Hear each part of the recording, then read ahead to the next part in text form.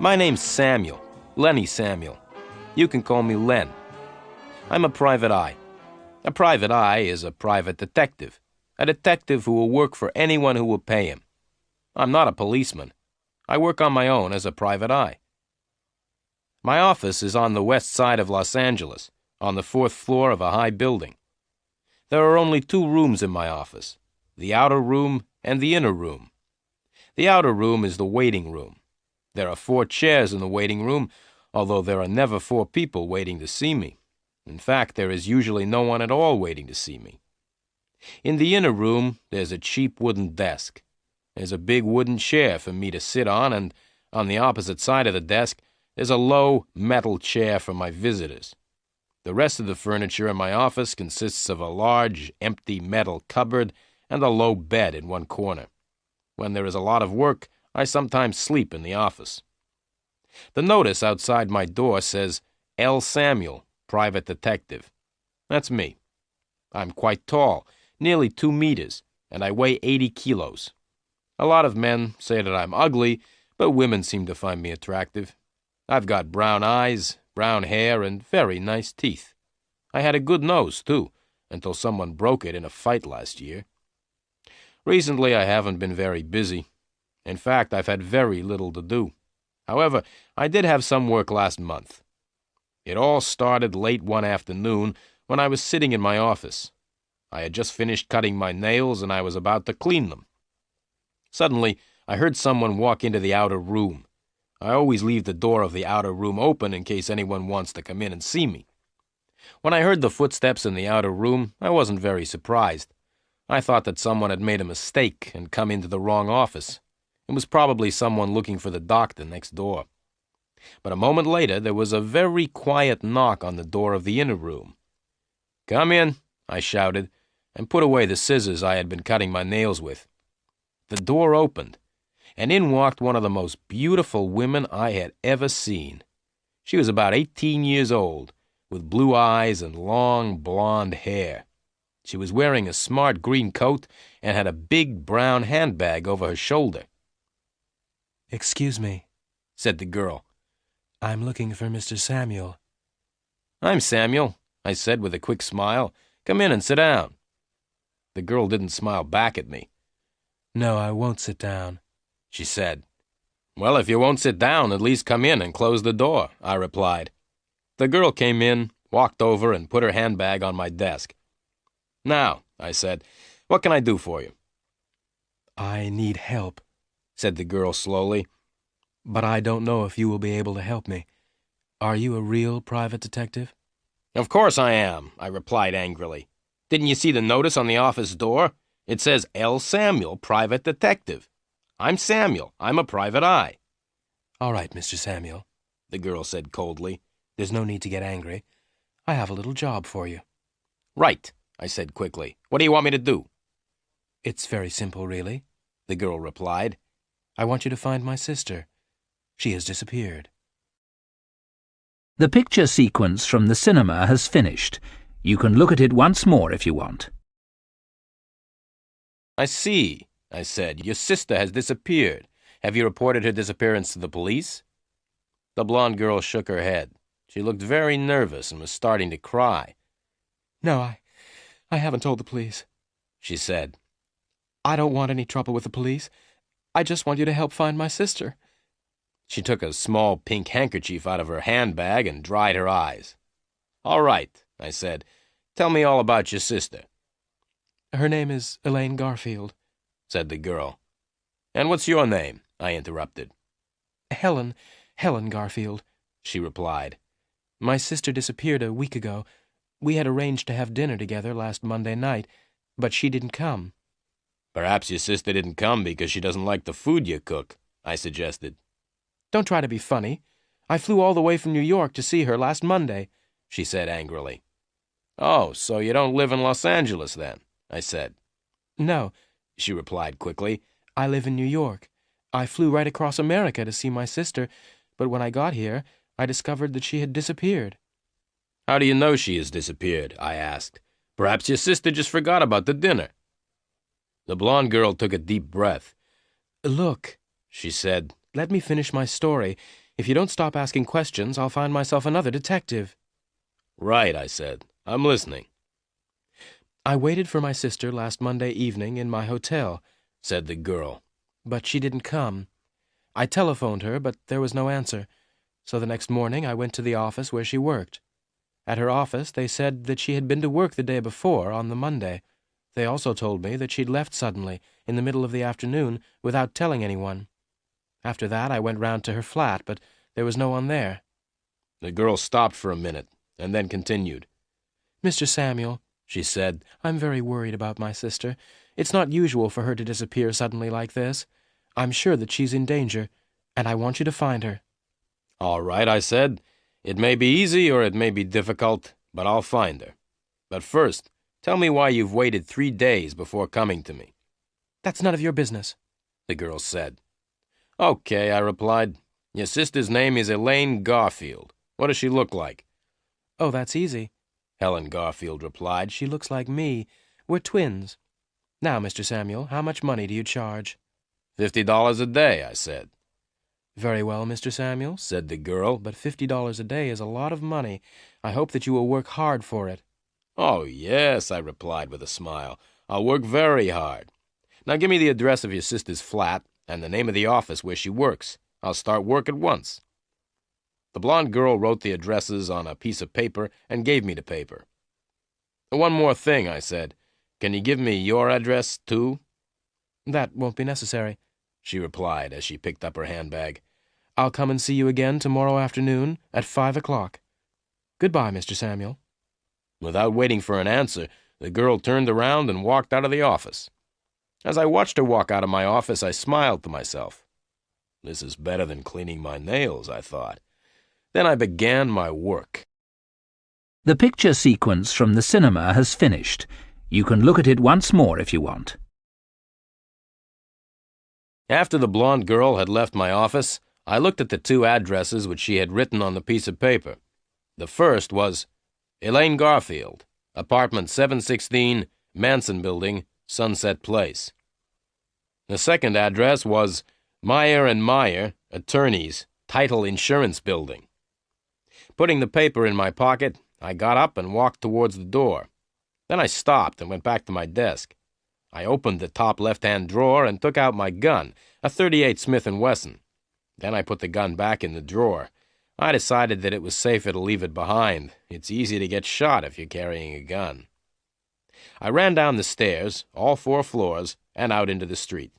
My old gray Chrysler was outside, so I jumped in and drove off fast, towards Sunset Place. The Manson Building was a tall, ugly block of apartments. I parked the Chrysler outside and walked towards the big glass front doors. "Hey, mister," a voice said. I continued walking. "Hey, mister," said the voice again. "You can't leave your car there." I stopped and turned around. A man in a gray uniform was standing by the Chrysler. "Hey, mister," the man repeated. "You can't park your car here." "Why not?" I asked. "Because only people who live in the Manson Building can park here," he replied. "So," I said, "how do you know that I don't live in the Manson Building?" "Because I'm the porter," the man replied. "I work in the entrance of the building and let people in and out of the door. I know everybody here." "Right," I said. "Then please let me in." The porter and I walked up to the big glass front doors, and he let me in. "Who do you want to see?" the porter asked. "Miss Elaine Garfield," I said. "She lives in apartment 716. "I'm sorry," the porter replied. "Miss Garfield is out." "When did she go out?" I asked, trying not to look interested. "Mind your own business," said the porter. "I'm not going to tell you, and I'm not going to let you go up to Miss Garfield's apartment when she's not there." "Why don't you go for a walk?" I said to the porter, and put $5 in his hand. I gave the porter the money to make him go away. The porter shook his head. "No," he said. I gave the porter $5 more. "Now go for a long walk," I said. The porter went out into the street, and I went up to apartment 716, Miss Elaine Garfield's apartment. The picture sequence from the cinema has finished. You can look at it once more if you want. I rang the bell beside the door of apartment 716 and waited. There was no answer.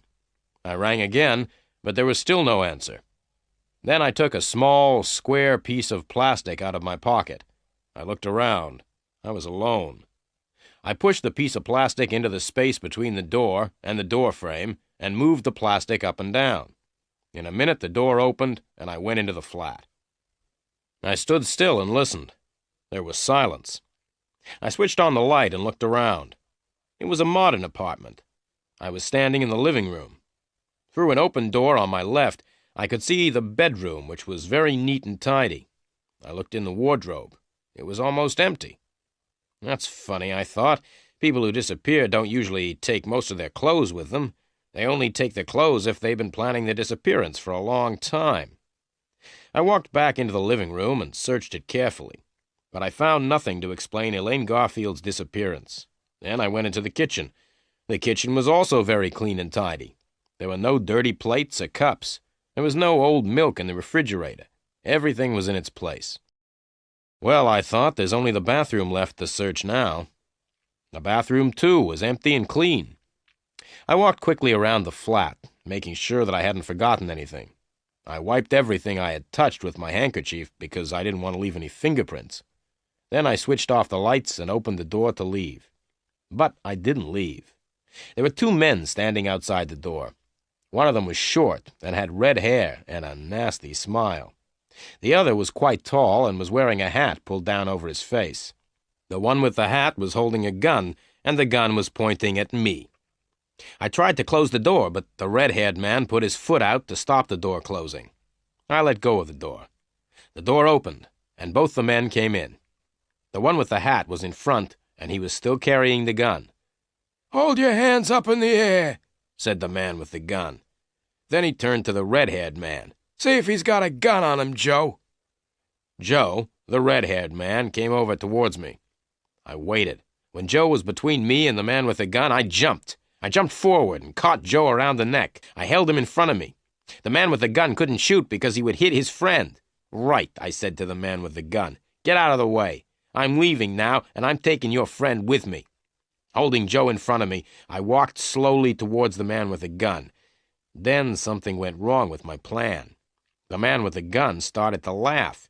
He put the gun back in his pocket and stood laughing. "Why are you laughing?" I asked. "I'm laughing because you're so stupid," the man with the gun said, and walked up to me. "Stop," I said, "or else I'll—" "What will you do?" asked the man with the gun. "You can't do anything. I'm the one with the gun." As he said this, the man leant forward. He pulled Joe out of my hands and hit me in the face. I must say that I wasn't expecting to be hit in the face.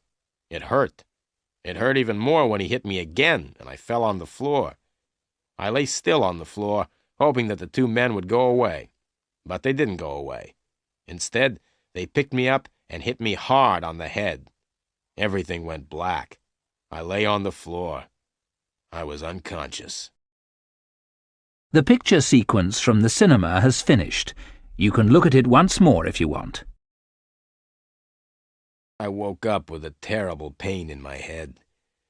I was lying on the floor outside the front door of Miss Elaine Garfield's apartment. I looked around. The man with the gun and his red-haired friend had left.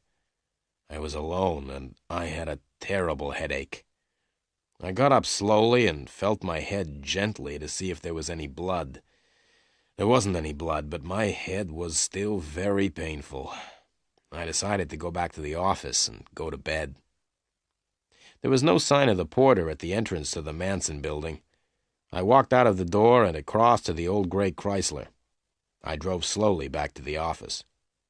The telephone was ringing when I arrived at the office. I went in quickly and answered it. "Samuel speaking." "Listen, Samuel," replied a voice.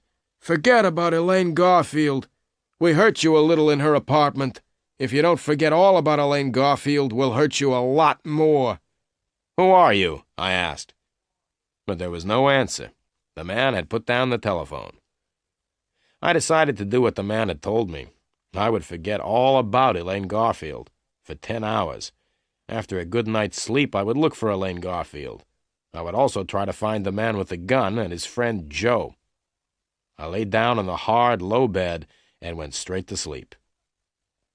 I woke up the next morning at 8 o'clock. I felt my head carefully, but it did not hurt so much now. I left the office and went across the street to the cafe where I usually had breakfast.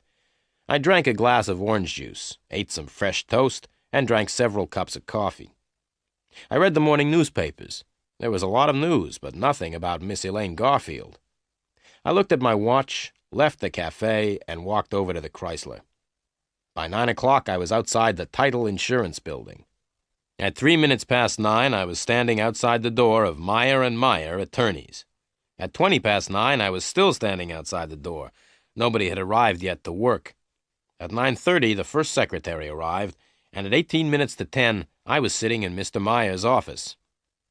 "Well, Mr. Meyer," I said, "my name's Samuel, and I'm a private detective." "I'm pleased to meet you," Mr. Meyer said politely.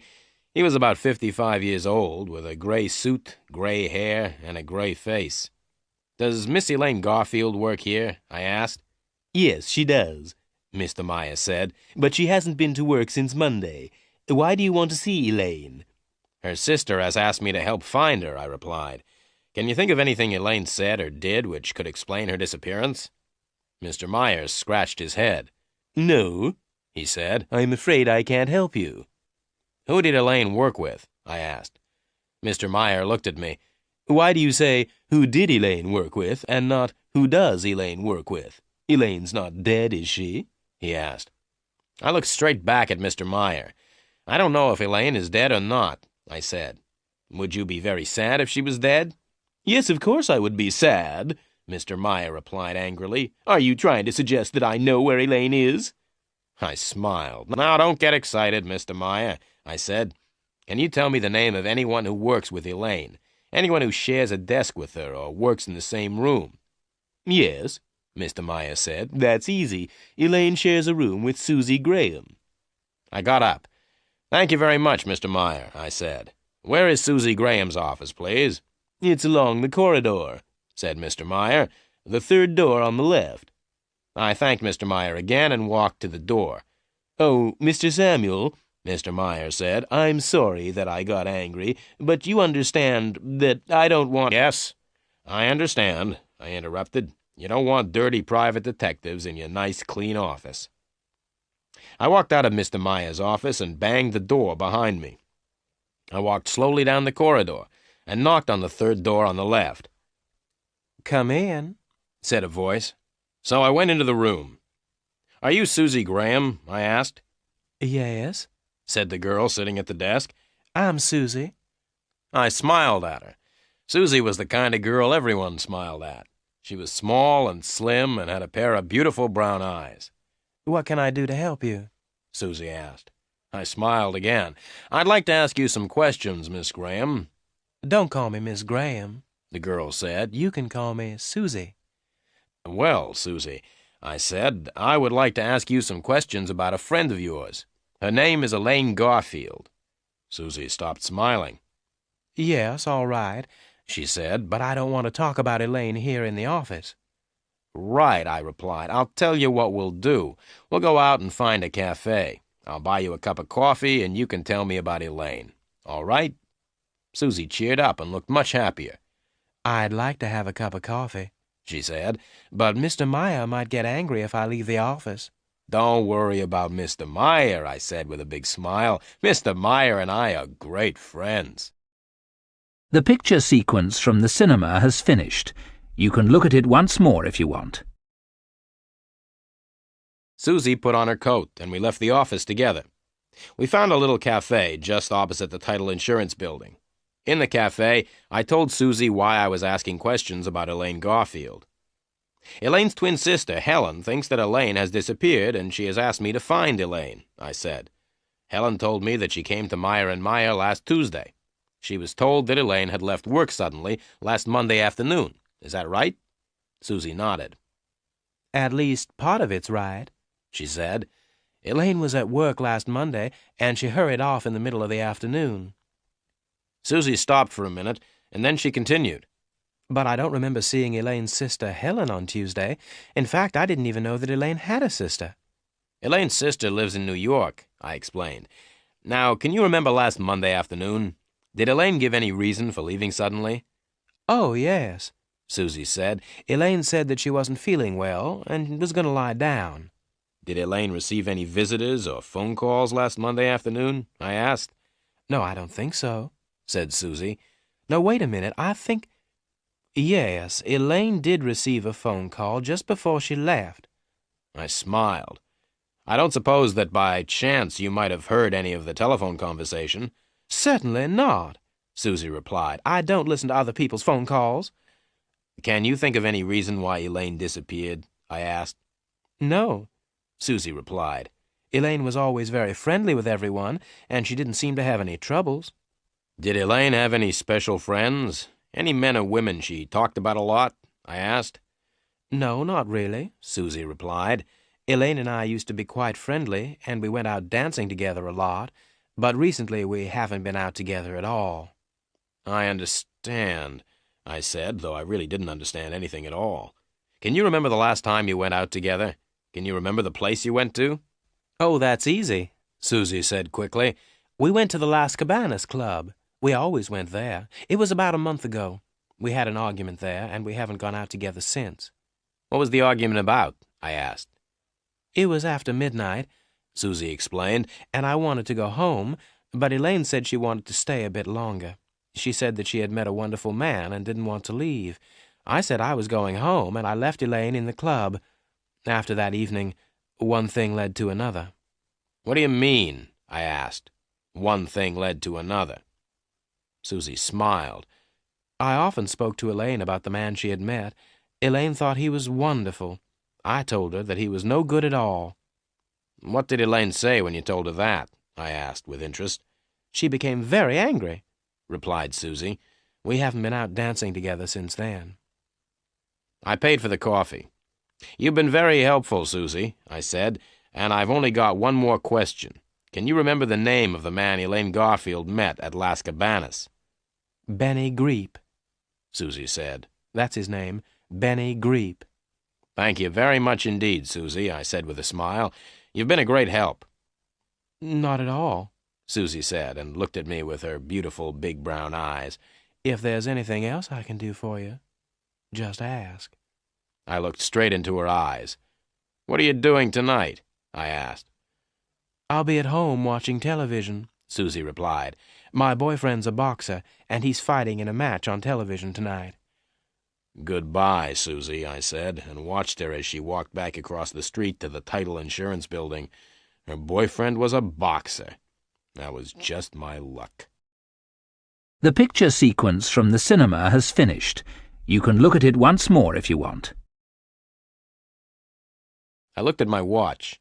It was nearly 11 o'clock. I went back into the cafe and asked if I could look at the telephone book. I turned to L and ran my finger down the outside of the page. Soon I found the name I was looking for, Las Cabanas. I looked more closely. The address was Las Cabanas, 232 Golden Drive, telephone 323-0313. I left the cafe and walked over to where I had parked the Chrysler. It wasn't time for lunch yet, so I decided to go and see what Las Cabanas was like. It took me nearly 20 minutes to drive there, and another 10 minutes to find somewhere to park. Have you ever seen a nightclub in the daytime? It's a very depressing sight. At night, the nightclub seems wonderful. However, at 11:45 in the morning, it looks old, empty, and dirty. The man I met at Las Cabanas looked old, empty, and dirty, too. I rang the bell for 5 minutes before he answered the door. Even then, he didn't open the door itself. Instead, he opened a small window in the door. "What do you want?" he asked. "The club doesn't open until 10 o'clock tonight." "I'm looking for someone," I said. "Someone called Benny Greep." "I don't know anyone called Benny Greep," the man replied and started to shut the window. "Wait a minute," I said, and pushed $5 through the window. "That's better," the man said, and he opened the door and let me in. I followed him across the dance floor. The man was a cleaner. He picked up a brush and began to clean the floor. "Do you know where I can find Benny Greep?" I asked the man again. "If you come back tonight at 10 o'clock, you'll find Benny Greep here," the man said. "Benny plays the drums in the band." I gave the man another $5. Where can I find Benny now? I asked. The man picked up a piece of paper from the floor and wrote an address on it. I took the paper and left immediately. As I drove the gray Chrysler away from Las Cabanas, I looked at the address the cleaner had written. 5314 Arvida Street, West Los Angeles. 5314 Arvida Street was an old block of apartments. I gave the porter a couple of dollars and he told me which was Benny Greep's apartment. I walked up the narrow, dark stairs until I came to the 5th floor. I was looking for apartment 507. I knocked on the door of apartment 507 and waited. There was no answer, so I rang the bell. No answer. I knocked again, hard. There was still no answer. I pushed against the door, and it opened easily. I waited. There was no sound from the apartment, so I went in. The light was on and the curtains were drawn. The apartment was very small. There was one main room, which was used as the living room, dining room, and bedroom. The room had 2 doors. One of the doors led into the kitchen, and the other into the bathroom. The main room was very untidy. The table was covered with dirty plates and glasses, and there was a full ashtray lying on the floor. There was a strange smell in the room. I looked into the kitchen. The kitchen was also dirty and untidy. I walked across to the bathroom and opened the door. Benny Greep was in the bath. His left hand was hanging over the side of the bath. The hand had neatly cut nails, and there was a gold ring on one finger. The wrist was covered by a shirt sleeve, which was rather dirty. I couldn't see the rest of the arm because it was under the water. Benny Greep's head was just out of the water. He had a handsome face and quite long black hair. His eyes were wide open. The only other parts of his body out of the water were his feet, but I couldn't see his toes because he still had his shoes and socks on. The bath water was red. I pulled out the plug in the bath to let the water out. When the bath was empty, I looked at the dead man more closely. He had been dead for several hours. He had been shot in the chest and then pushed into the bath. I looked on the floor by the bath. There was blood there, too, and I was standing in it. I moved back and cleaned the blood off my shoes with some water. Then I quickly looked round the main room again. The dead man's coat was lying on a chair, and I felt in the pockets. I found a few dollars and a driving license. The driving license had a photograph of the dead man on it. The license belonged to Benny Greep, and the address in the license was 5314 Arvida Street, West Los Angeles. The dead man in the bath was definitely Benny Greep. The picture sequence from the cinema has finished. You can look at it once more if you want. I moved around the room and carefully cleaned everything I had touched. I didn't want to leave any fingerprints. There was nothing in the room to connect Benny Greep with Elaine Garfield. I picked up the telephone and asked for the police. "I'm speaking from apartment 507, 5314 Arvida Street," I said. "There's a dead man in the bath." "Right," said the policeman at the other end of the telephone. "What's your name?" I told him. "Don't touch anything," the policeman said, "and stay where you are. A police car will be there in a few minutes." I put down the phone and sat down to wait. 3 minutes later, I heard the police car coming. The car stopped outside the building, and I could hear heavy feet running up the stairs. 2 policemen walked into the apartment. They were both wearing ordinary clothes and looked hot and tired. One was about 25 years old, the other about 40. The older policeman came up to me and showed me his police papers. "Where's the body?" he asked. I pointed to the bathroom. Both policemen went into the bathroom to have a look. The younger one came back first, shaking his head. All right, said the younger policeman. "Why did you do it?" "Do what?" I asked in surprise. "Why did you kill your friend in the bath?" said the young policeman. "He wasn't my friend," I replied. "I don't care if he was your friend or not," said the policeman. "Tell me why you killed him." "I didn't kill him," I said calmly. "Then what are you doing here?" asked the older policeman, coming in from the bathroom. "My name's Lenny Samuel," I explained. "I'm a private detective, and I came here to talk to Benny Greep. The door was open, and so I came in. I looked in the bathroom, and I found the dead man in the bath, so I telephoned the police. The dead man is Benny Greep." "Why did you want to talk to Benny Greep?" the younger policeman asked. I'm sorry, I can't answer that, I replied. Who are you working for? Asked the older policeman. I'm sorry, I can't answer that either, I said. As far as I know, Benny Greep's death doesn't have anything to do with the person I'm working for. Tell me who you are working for, shouted the younger policeman angrily. Take it easy, said the older policeman to the younger one. You stay here until the other police arrive. I'm going to take Mr. Samuel down to the police station. I kept quiet and followed the older policeman out of the room and down the stairs. Outside the building, we got into my old Chrysler. The policeman drove. We were soon at the police station, where the policeman locked me in a small room. I sat down on a hard wooden chair in the locked room and tried to sleep. It was no use getting angry or upset at being arrested for murder. That is something you have to get used to if you're a private detective. It happens all the time. But I could not sleep. I was thinking about all the things which had happened since I had met Helen Garfield the day before. I couldn't sleep because several things were worrying me, but I couldn't remember what those things were. The picture sequence from the cinema has finished. You can look at it once more if you want. While I was in the police station, I remembered one of the things which was worrying me.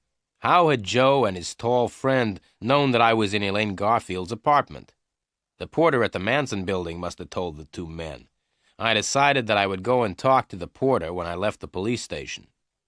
I sat back in the chair and looked at my watch. The time was nearly 4 o'clock. Then I remembered that Helen Garfield was coming to my office at 5 o'clock. I would not be there to meet her. But there was something else that was worrying me. It wasn't anything important. It was quite a small thing, but I couldn't remember what it was. Suddenly the door opened and a policeman came in. "Stand up," shouted the policeman. "Follow me." I stood up and followed the policeman out of the room and along a corridor. The policeman stopped, knocked on a door, and opened it. "Are you ready to see the private detective?" asked the policeman as he put his head around the door. Without waiting for an answer, the policeman opened the door wide and pushed me into the room. The policeman came into the room and closed the door behind him. In the room, there was a man sitting behind a desk. He was completely bald. He had no hair at all. He was about 55 years old, and his name was Sergeant Murphy. Sergeant Murphy had spent all his life in the police, and he didn't like private detectives. Sergeant Murphy sat looking at me. He looked at me for about 5 minutes without saying anything. I was standing in front of his desk, looking straight back at him. The silence didn't worry me. In fact, I quite liked it. The silence was much nicer than questions about what I'd been doing in Benny Greep's apartment. "What were you doing in Benny Greep's apartment?" asked Sergeant Murphy suddenly. "I wanted to talk to him," I replied. "Why did you kill Benny Greep?" shouted Sergeant Murphy suddenly.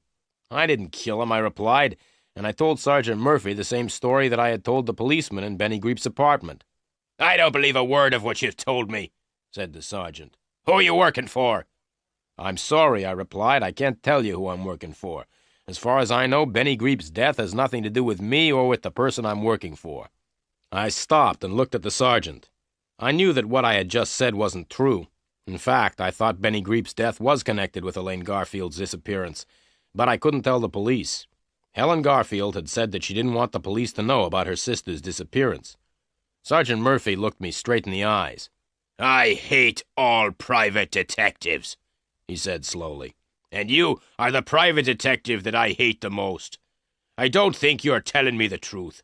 I think you're hiding things from me. I think you know more about Benny Greep's death than you say you do.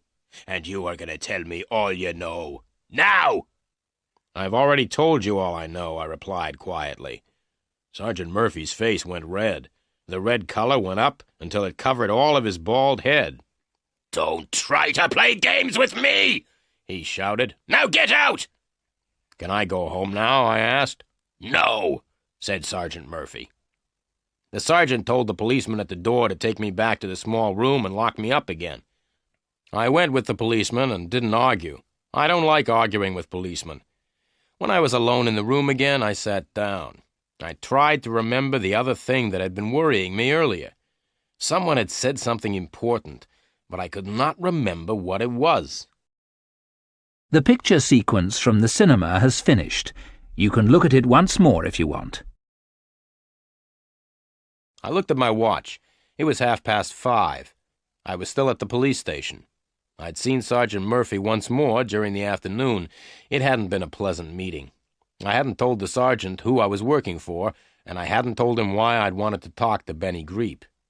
5:30. I wondered if Helen Garfield was waiting for me at my office. Suddenly, the door of the room opened, and Sergeant Murphy came in.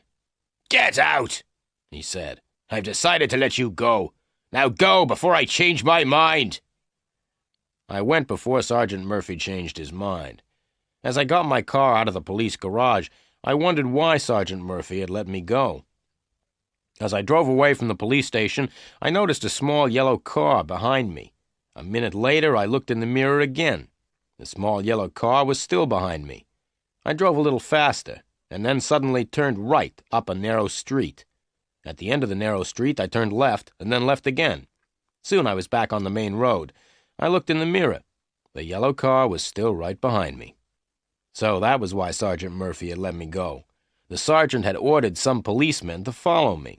They were going to watch what I did and who I met. I drove straight back to the office.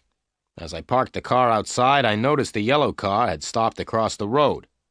I ran up the stairs and into my office. The door to the outer room was open, as usual, but the room was empty. Helen Garfield wasn't there. But there was a letter on the table, on top of the magazines. I picked the letter up and read it. "Dear Mr. Samuel, I came here at 5 o'clock and waited, but you didn't come. I must see you urgently. Meet me at Las Cabanas at 11:30 tonight. Helen Garfield." I put the letter in my pocket and looked at my watch. It was just after 6 o'clock.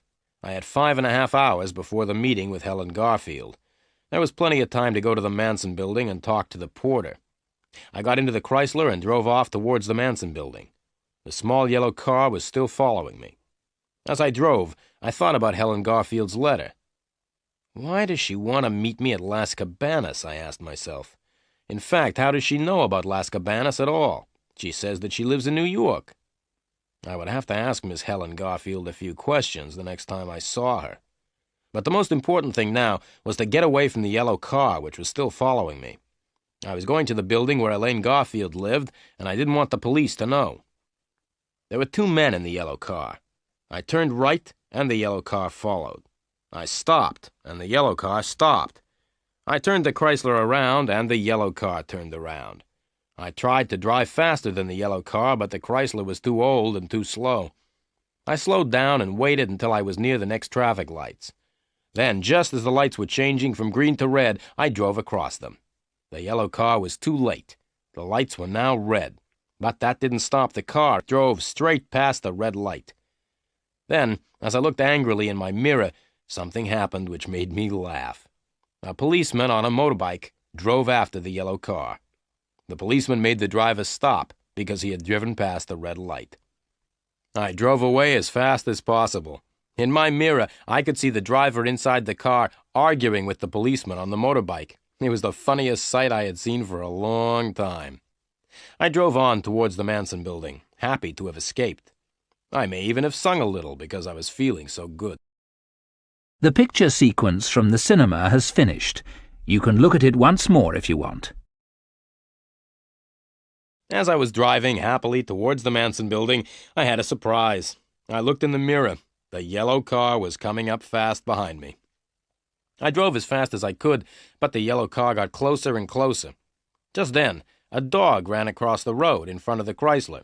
I braked hard, and the tires screamed as the Chrysler stopped suddenly to avoid the dog.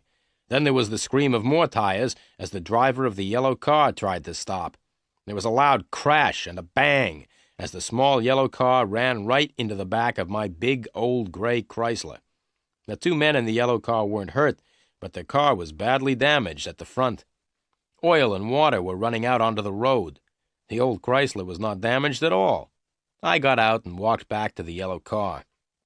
"You ought to be more careful," I said to the driver. "You were driving very dangerously. It's lucky for you that my car isn't badly damaged." But, the driver began to say, but I did not wait to listen. I ran back to the Chrysler, jumped in, and drove on. The last I saw of the yellow car was the two men pushing it to the side of the road. I was soon at the Manson building, and I went into the hall to look for the porter. I couldn't see him anywhere. Then I noticed the door with a sign on it saying porter. I knocked quietly, but there was no answer. I opened the door slowly and looked into the room. The porter was sitting at his desk, asleep. His feet were on the desk, and he was lying back in his chair. I walked quickly and quietly into the room and closed the door. I went up to the desk and noticed a piece of paper lying by the telephone.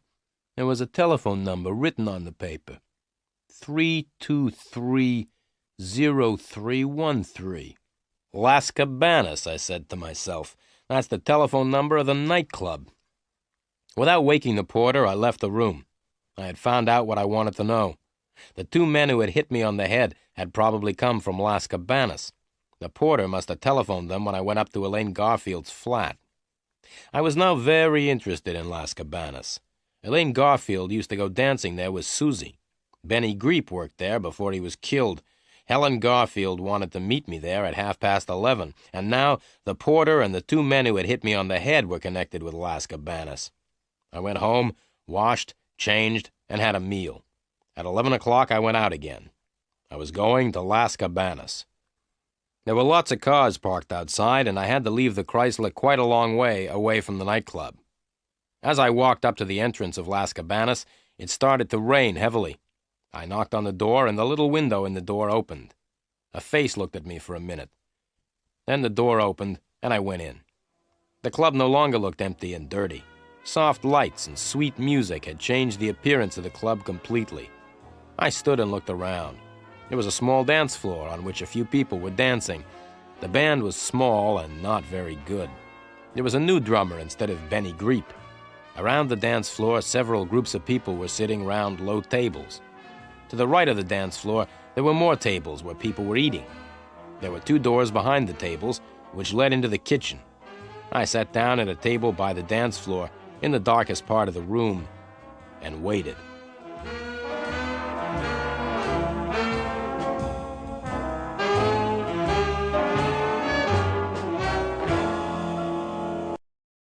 The picture sequence from the cinema has finished. You can look at it once more if you want.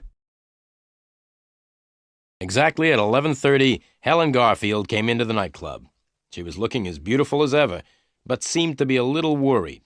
Her blue eyes looked around the room until she saw me. Then, with a little smile, she walked up and sat down at the table. She sat next to me, with her back to the dance floor. She was carrying a bag, which she put on the floor beside her.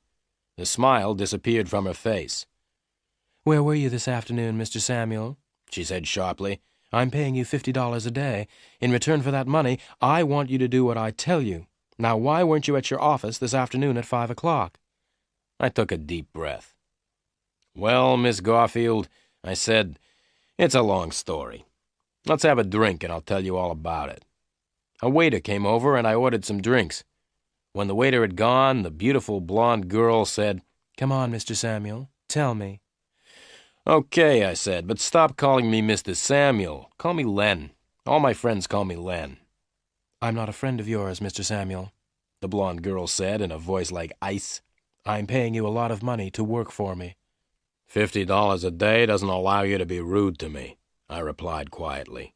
"In the last 24 hours, I've been hit on the head and suspected of murder." "What do you mean?" the girl said and leant towards me. "Murder?" Just then, the waiter brought the drinks, and we sat in silence until he had gone. Then I told Helen Garfield about my visit to her sister's apartment in the Manson building. I told her about the two men who had caught me there. Helen Garfield listened in silence. "You like the band, Miss Garfield?" I asked. "I didn't come here to talk about the band," the blonde girl said angrily. "The band has got a new drummer tonight," I said, "because I found the old drummer dead in his bath this morning."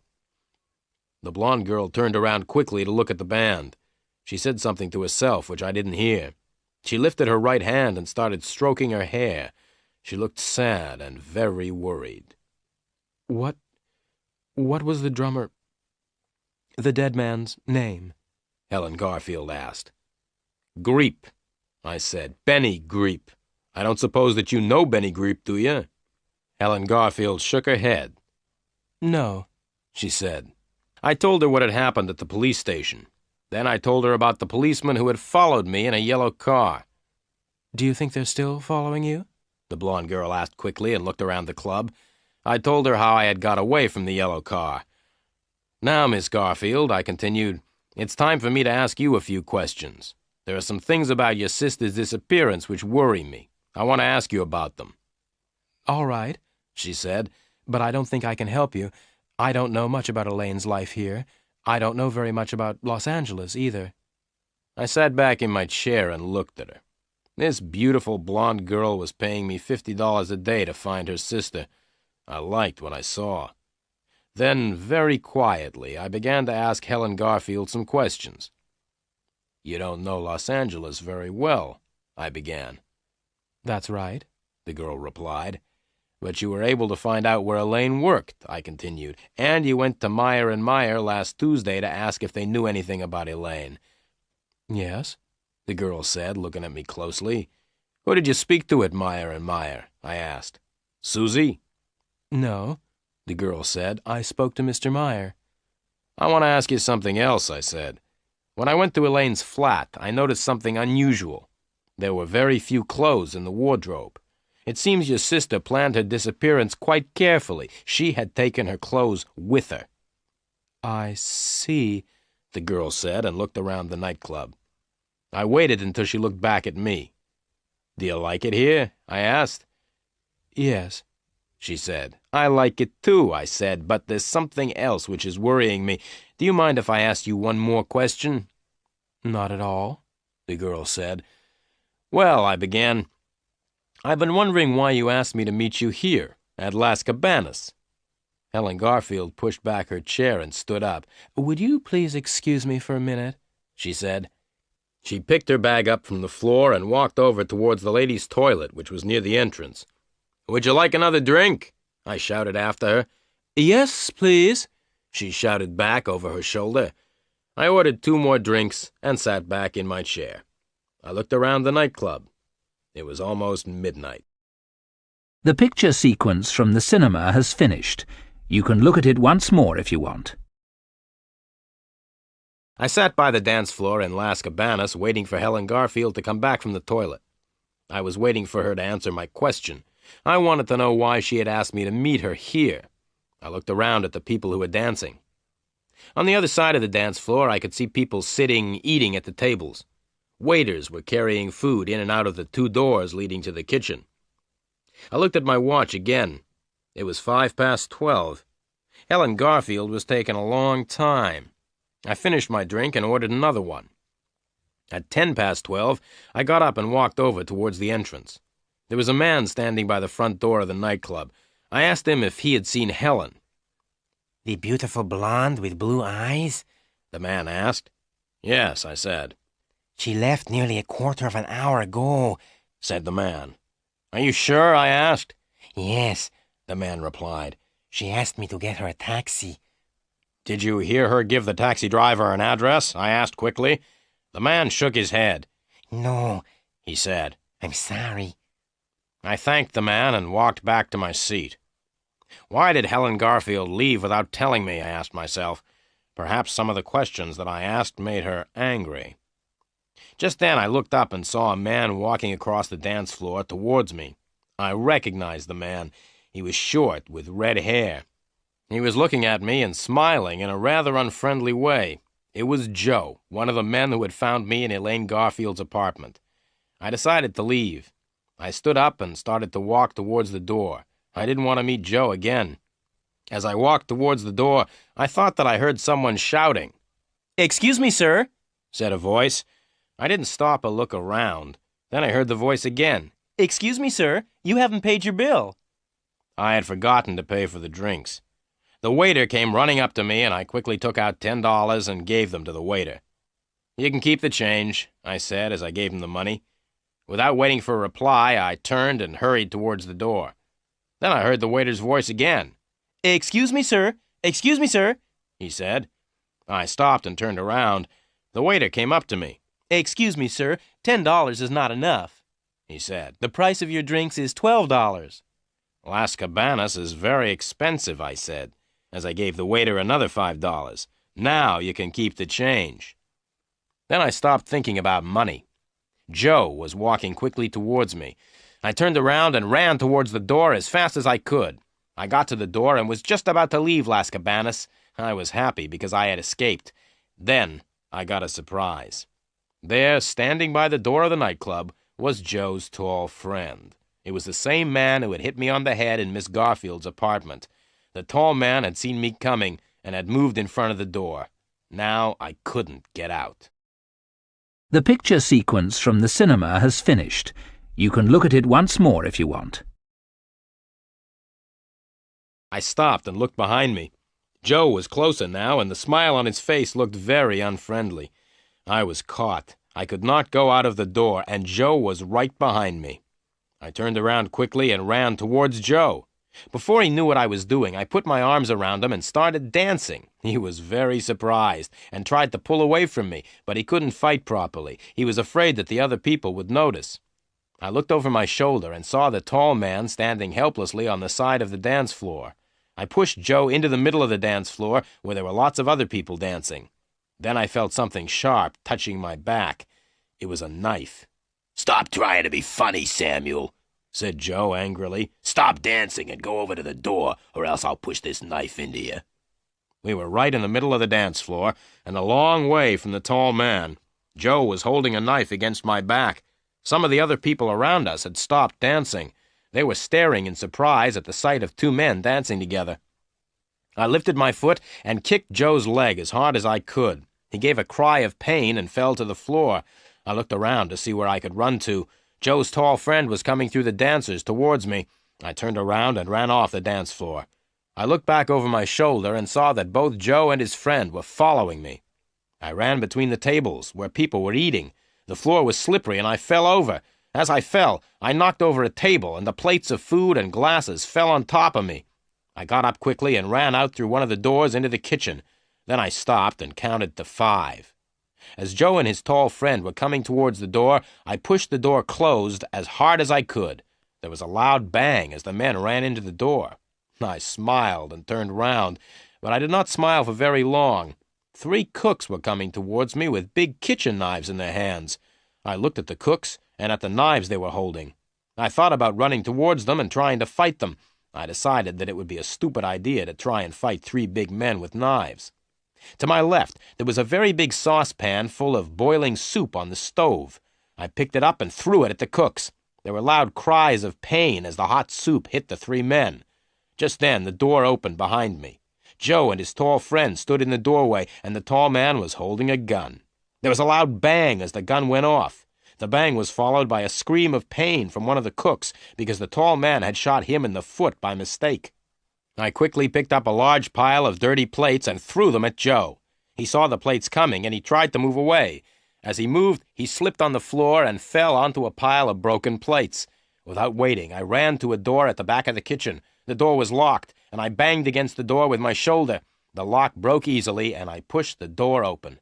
As I ran out into the dark street, I could still hear the shouts and cries coming from the club. I came to the Chrysler and bent over to open the door. Just then, there was a noise behind me. I turned around and saw a man with his arm raised. Then I felt a terrible pain in my head. Everything went black. I fell to the ground, unconscious. The picture sequence from the cinema has finished. You can look at it once more if you want. "Feeling better now?" asked a voice. I opened my eyes and looked around me. I didn't know where I was. I was lying on something hard, and there was a bright light on my eyes. "Where am I?" I asked. Then I realized where I was. I recognized the gray walls, the hard furniture, and the bright electric lights. I was in the police station again. "Feeling better now?" the voice repeated. I looked at the policeman who was talking to me. "Yes," I said, very slowly, "but my head feels as if it is breaking in half." "You're lucky to be alive," said the policeman. "A police car found you lying in the middle of the road on Golden Drive. You would have been hit by passing cars and probably killed if the police car hadn't found you." I thought for a moment. I wasn't sure how much the police knew. I didn't want to tell the police anything they did not already know. Yes, I was lucky, I said. By the way, what was a police car doing on Golden Drive? Oh, said the policeman, there was a big fight at a nightclub called Las Cabanas. We had a telephone call to say that there was a madman in the club. The madman was breaking up all the furniture. A police car was sent to the nightclub, but the madman escaped before the police arrived. The police car was returning when it found you lying in the middle of the road. You were very lucky. The car nearly ran right over you. I smiled. I don't feel very lucky, I replied. In fact, I feel terrible. Never mind, said the policeman. Can you walk? I stood up and walked a few steps. My head hurt, but otherwise I felt all right. Yes, I said. I can walk. Good, the policeman said. Let's walk along the corridor, then, and have a talk with a friend of yours. We went along the corridor. The policeman stopped at a door and knocked. There was a shout from inside the room, and the policeman opened the door. I walked into the room, and the policeman followed. He shut the door and stood in front of it. There was only one desk in the room, and behind the desk was a man. He was bald. It was my old friend, Sergeant Murphy. "Hello, Sergeant Murphy," I said, trying to smile. "How are you feeling tonight?" Sergeant Murphy didn't smile back at me. "Are you trying to be funny?" he asked. "It isn't night, it's morning. You've been unconscious all night." "Oh," I said. "Now," said Sergeant Murphy, "let's begin. I want you to tell me why you were lying unconscious in the middle of Golden Drive at 12:30 last night. You were a danger to the traffic." "I thought that the traffic was a danger to me," I replied, but the sergeant didn't even smile. "I'm waiting for you to tell me what happened," said the sergeant. "Nothing much happened," I began. "I spent part of the evening at Las Cabanas and left just before midnight. I walked back to my car. Just as I was about to get into the car, someone hit me over the head. That's the last I remember. This policeman, and I pointed to the one standing by the door, told me that I had been found in the middle of the road. Someone must have put me there." Sergeant Murphy smiled. "Yes," he said. "Someone who wanted to kill you put you in the middle of the road. Someone was hoping that a car would hit you and kill you." I smiled back at the sergeant. "Can you think of anyone who would want to kill you?" the sergeant asked me. "Oh, yes," I replied. "Hundreds of people would like to kill me, including a few policemen." The picture sequence from the cinema has finished. You can look at it once more if you want. "Did you leave Las Cabanas before midnight?" asked Sergeant Murphy. "That's right," I replied. "I left the nightclub just before 12. "So you weren't at Las Cabanas when the big fight started just after 12? asked the sergeant. "Big fight?" I said, trying to sound surprised.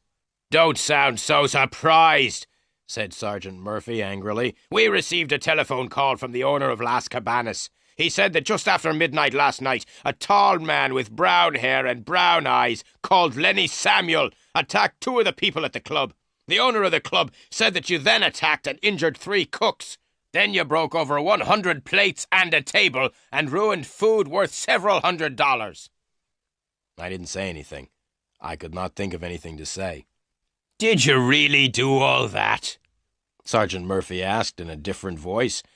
The sergeant sounded both surprised and pleased. "Did you really do all that on your own, or did you have men to help you?" "I did it all on my own," I said, beginning to feel a little proud of myself.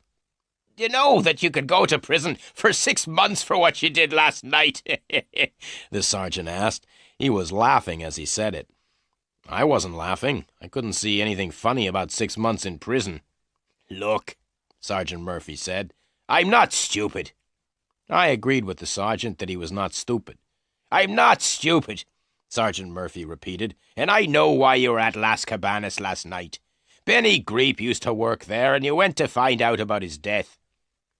I agreed with the sergeant again. It seemed the best thing to do. "Now," Sergeant Murphy said slowly, "I'm interested in Las Cabanas. The club is owned by people who are criminals, but we can't prove that they have broken the law. I'm also interested in Benny Greep's murder. Now, what I suggest is this. Tell me all you know about Las Cabanas and Benny Greep, and I will let you go.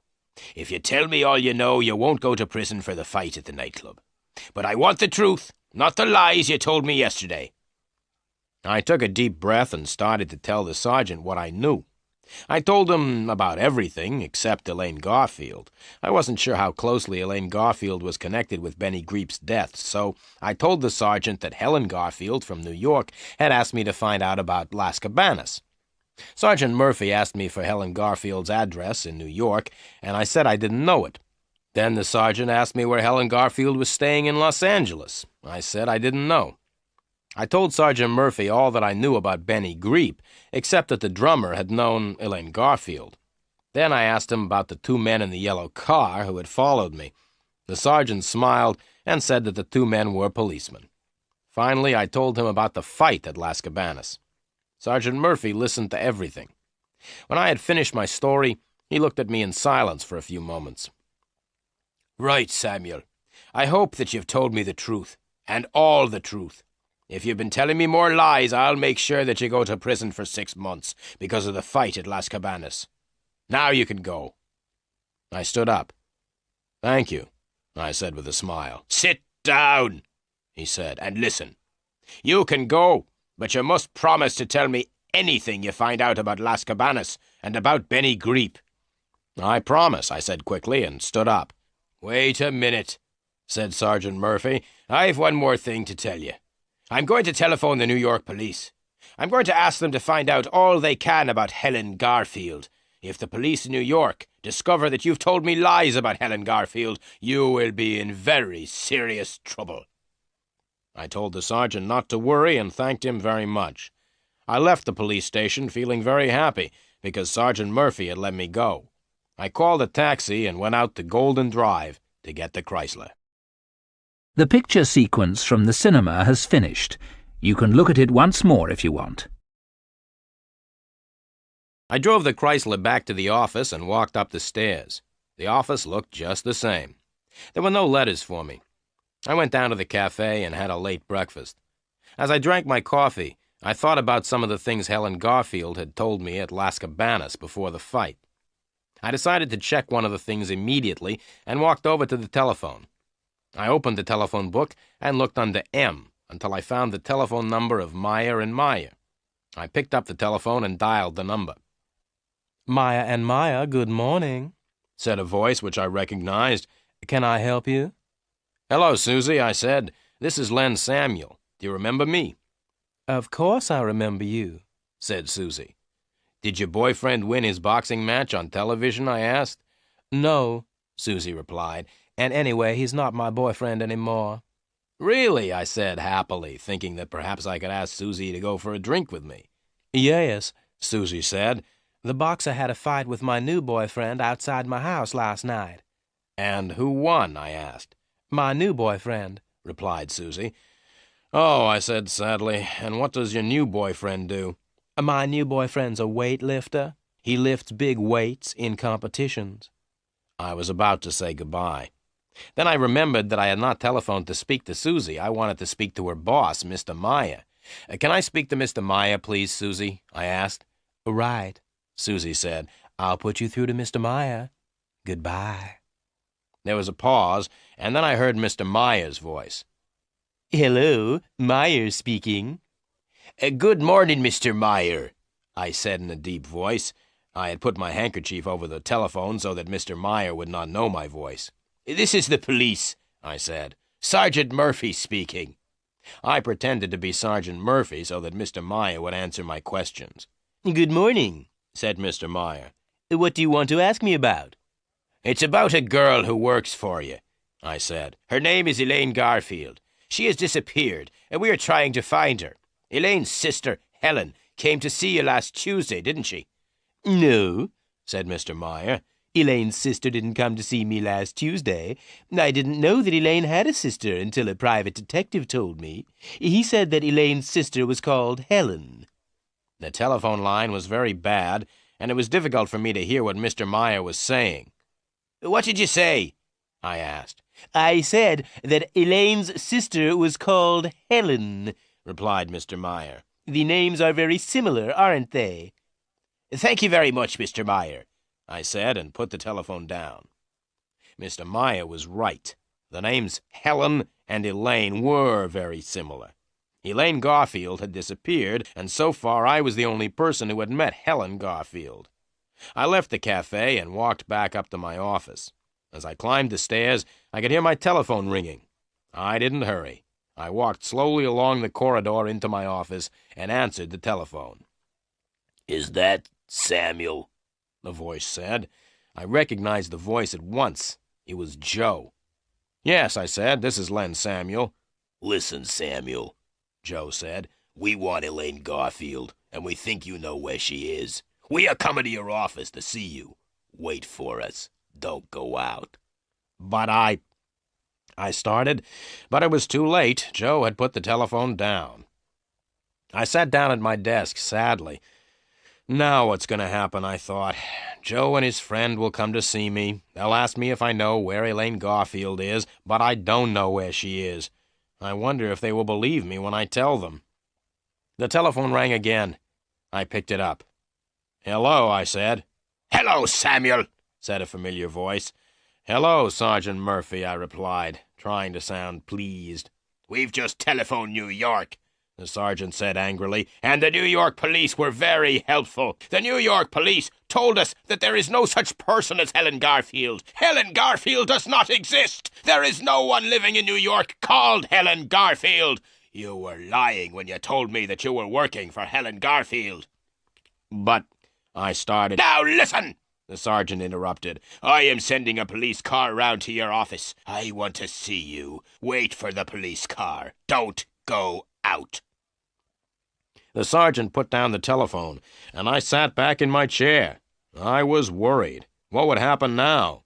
Joe was coming to see me, and so was a policeman. I tried to think of what I would say to them both.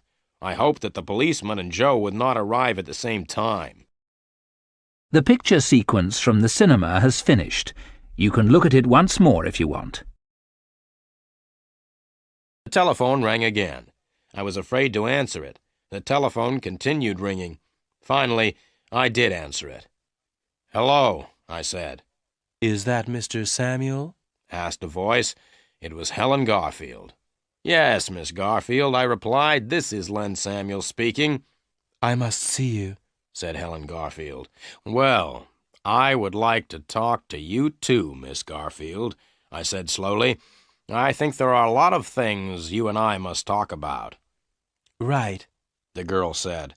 "Meet me at the Seventh Man Cafe in 5 minutes. Do you know where the cafe is? It's about half a mile from your office." "I know the Seventh Man," I replied, "but I can't meet you in 5 minutes because I'm expecting visitors." "You must come at once, Mr. Samuel," she said. "But," I began. It was too late. Helen Garfield had put her telephone down. I got up from the chair and walked to the door. I decided to go and meet Helen Garfield. Both Joe and Sergeant Murphy had told me not to go out, but I decided I would rather talk to Helen Garfield than to the policeman or to Joe. If Joe and the policeman came when I was out, they could talk to each other. I left the building and drove the Chrysler down the road. I was very lucky because I was able to park right outside the Seventh Man. I walked into the cafe. Helen Garfield was sitting at a table in the corner. I walked over and sat down beside her. I asked the waiter for a cup of coffee. I drank the coffee without saying anything. Then I put the cup down and looked at the beautiful blonde girl sitting beside me. "Miss Garfield," I said, "you are a very beautiful girl, but I think you are a liar. I think that everything you've said to me has been lies. I don't think you've ever told me the truth." The blonde girl's face slowly became red. She looked straight at me. "Mr. Samuel," she said, "I'm paying you a lot of money to work for me. I asked you to find my sister. I didn't ask you to call me a liar." "Well, Miss Garfield, I think I have found Elaine Garfield. Would you like me to tell you where she is?" "Yes," the blonde girl said. "Where is Elaine?" "She's here in this cafe," I said. "Elaine Garfield is sitting next to me. You are Elaine Garfield. Helen Garfield doesn't exist. You pretended to be Helen Garfield, but there really never was any such person. The police in New York say that Helen Garfield doesn't exist," I went on. Helen Garfield and Elaine Garfield are the same person. You are Elaine Garfield, and you pretended to be Helen." The blonde girl stood up angrily. "How much money do you want, Mr. Samuel? You are no longer working for me," she shouted. "Sit down," I said quietly. The blonde girl did not sit down, so I pulled her down beside me. "Now listen, Miss Garfield," I said firmly. "You are going to tell me all about yourself and why you came to see me. I want to know all about Benny Greep and Las Cabanas.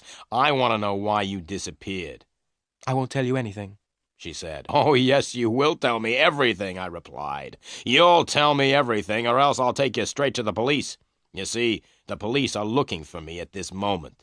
The police think that I may have killed Benny Greep," I continued. "The police know that I had a fight at Las Cabanas last night. A red-haired man and his tall friend are also chasing me. They are the two men who started the fight at Las Cabanas. They will try to kill me if I don't tell them where you are. So you see, Miss Garfield, I think you had better tell me everything. I'm the only person who can help you." The blonde girl sat in silence for a minute. Then she began to cry. "All right," she said. "I'll tell you everything. I am Elaine Garfield." The picture sequence from the cinema has finished. You can look at... I looked at the blonde girl. "So, you agree that you're really Elaine Garfield and not Helen," I said quietly. "Now tell me about Benny Greep." The girl took a deep breath.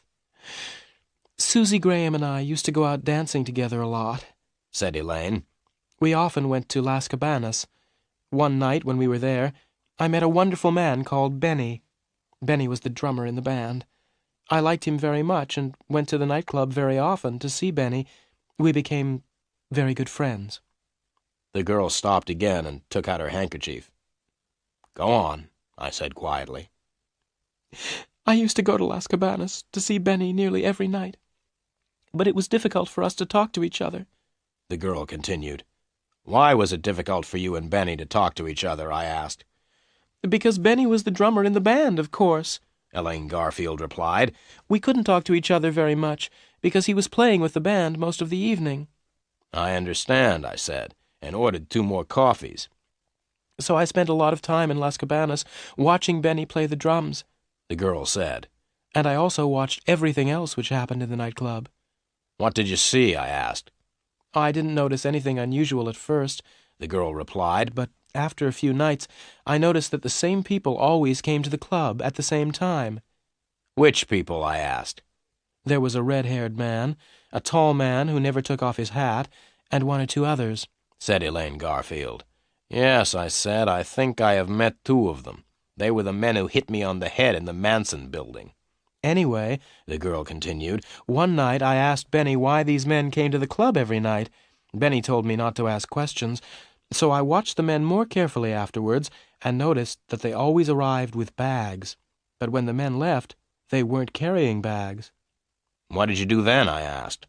"I asked Benny about the men again," she said.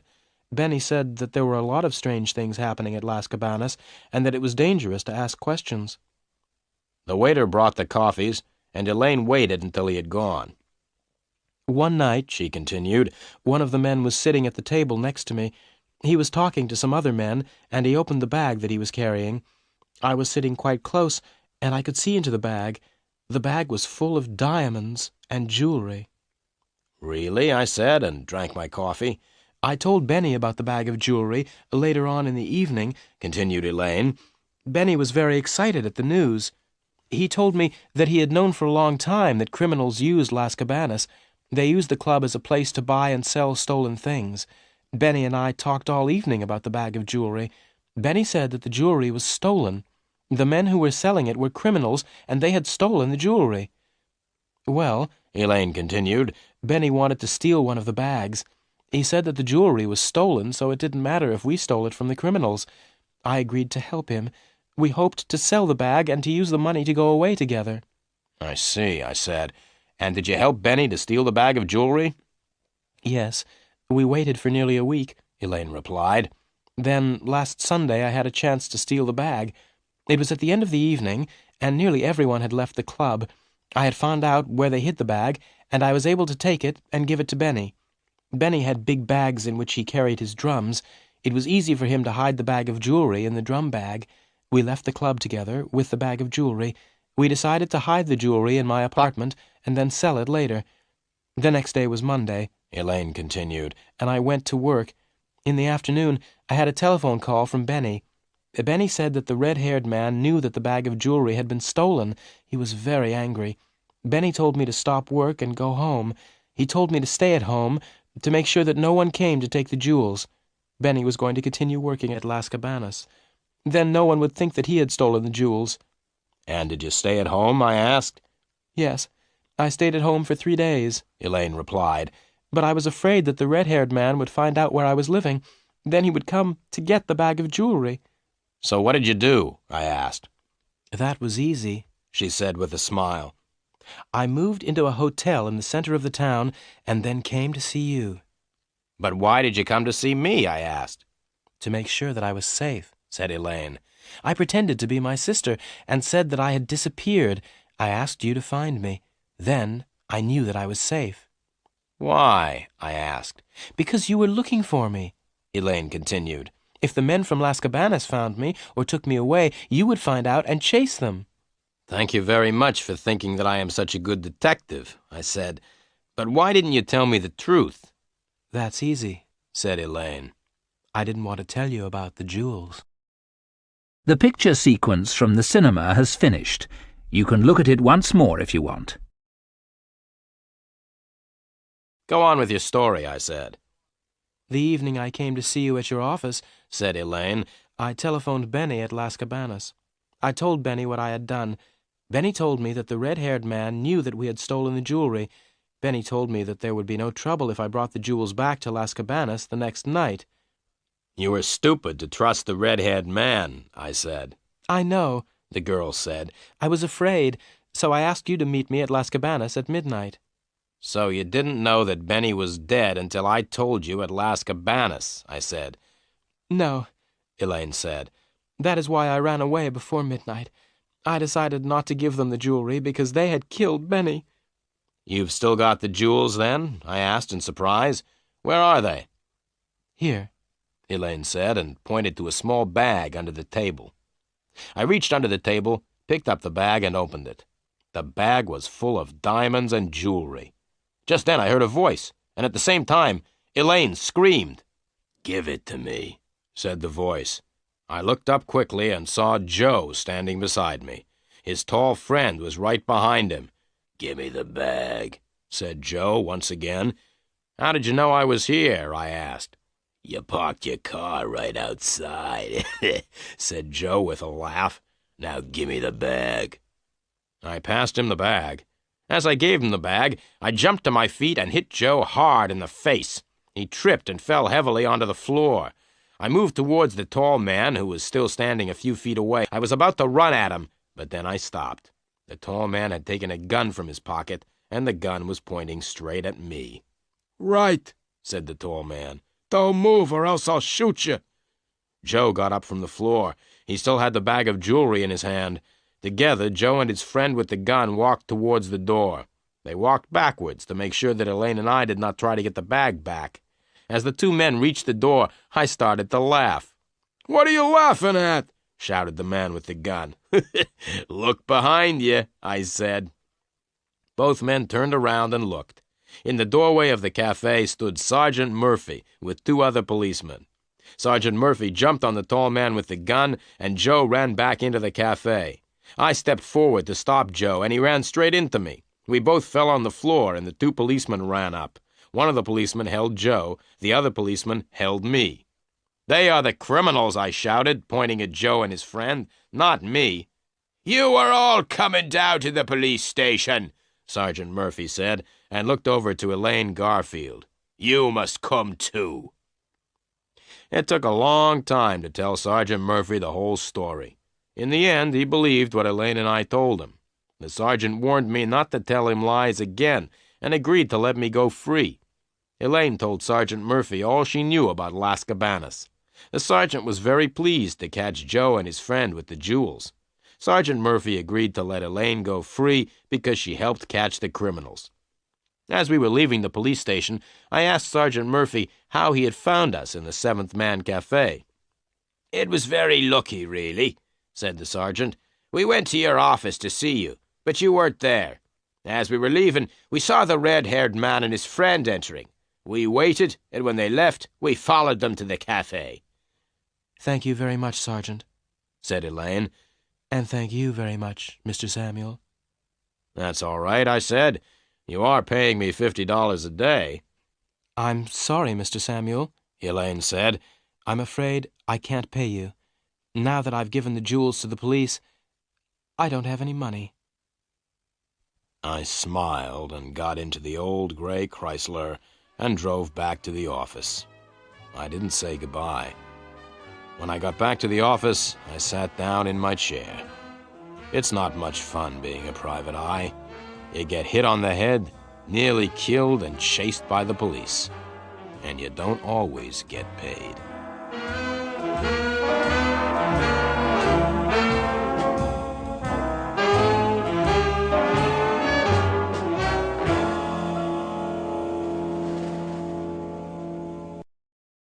The picture sequence from the cinema has finished. You can look at it once more if you want.